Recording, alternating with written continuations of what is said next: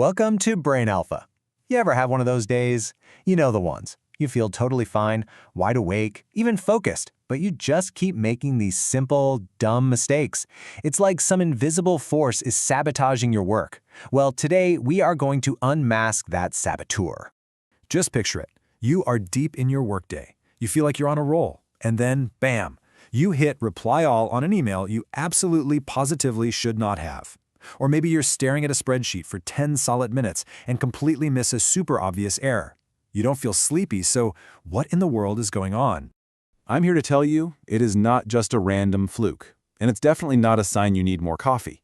It's actually a really clear, predictable signal. In fact, it's the very first symptom that something is happening long before you actually feel tired at all. So here's our game plan. First, we'll look at that weird glitch in the system. Then, we're going to meet the silent saboteur and put a name to the face.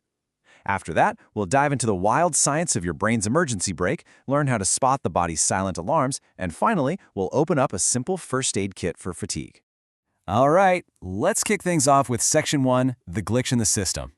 This is where we'll explore that baffling moment, the one we've all been through, where your brain just seems to misfire for no good reason, even when you feel perfectly fine.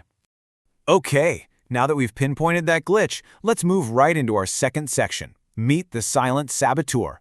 It is time to officially put a name to this hidden enemy that's behind all these sneaky, frustrating drops in performance. And that culprit is called cognitive fatigue. Now, the key part of this definition, the part that's so wild, is the end. It's when your high-level brain functions, we're talking judgment, accuracy, decision-making, start to totally nosedive even while you still feel completely alert and awake. And check this out.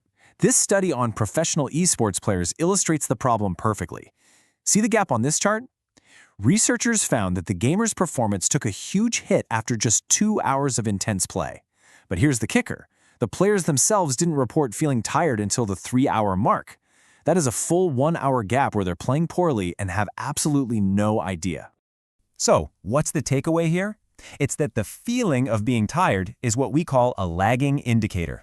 By the time your body finally sends you that, "Hey, I'm tired" signal, your A game is already long gone. It's in the rearview mirror.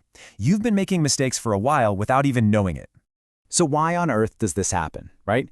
Why would our brains evolve to have this seemingly dangerous blind spot? Well, the answer is in some really fascinating science of self-preservation, which we'll get into in Section 3, Your Brain's Emergency Brake.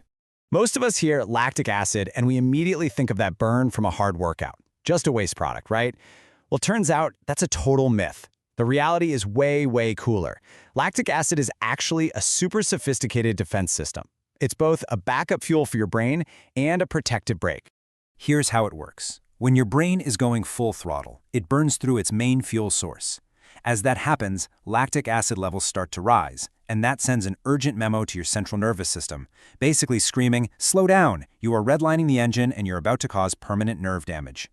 So that drop in performance? That's not a failure. That is your brain hitting the emergency brake to save itself from burnout. So if we can't trust the feeling of being tired, because that emergency brake gets pulled way before the dashboard warning light ever comes on, how can we spot the signs early? Okay, let's get practical in Section 4 and learn to read the body's silent alarms.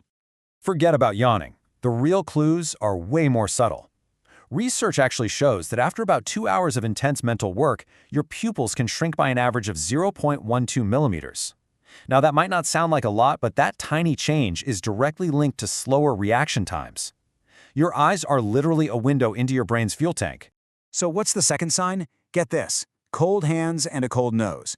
When your brain is under a heavy workload, it actually constricts blood vessels in your hands and feet to send more resources upstairs to the command center. This can cause the temperature in your fingertips to drop by as much as 3.6 degrees Fahrenheit. It's why pro gamers often keep hand warmers nearby. It's a direct countermeasure to this exact physical symptom of brain fatigue. And now for the best part. We've identified the saboteur, we understand its motives, and we've learned its secret warning signs. So what can we actually do about it? Let's open up the toolkit in our final section, a first aid kit for fatigue. The plan here is super straightforward, and it's built on 4 key pillars that tackle the issue from all different angles. A quick burst of physical movement, a smart nutrition choice, a surprisingly simple hydration trick, and tapping into the power of social connection. Okay, let's put this kit into action. First up, micro-exercise. You don't need to hit the gym for an hour. Studies show that a simple 1-minute session of high-knee dashing is enough to fight off fatigue. Second, strategic nutrition. Starting your day with something like a protein shake can seriously boost your cognitive performance for hours. And third, never underestimate social connection. Research shows that working on a task with people you trust makes that task literally feel less difficult.